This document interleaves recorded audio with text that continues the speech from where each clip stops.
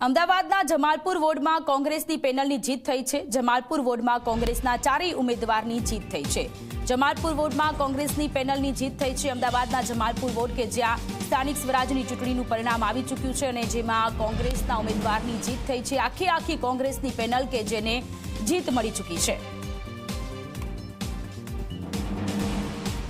તો અમદાવાદના જમાલપુર વોર્ડમાં કોંગ્રેસની પેનલની જીત થઈ છે। તો બીજી બાજુ અમદાવાદના મક્તમપુરા વોર્ડમાં પણ કોંગ્રેસની પેનલની જીત થઈ છે।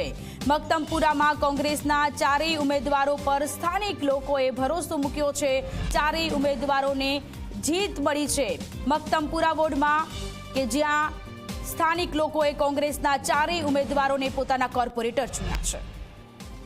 તો અમદાવાદમાં સૌથી મોટું અપસેટ સર્જાયું।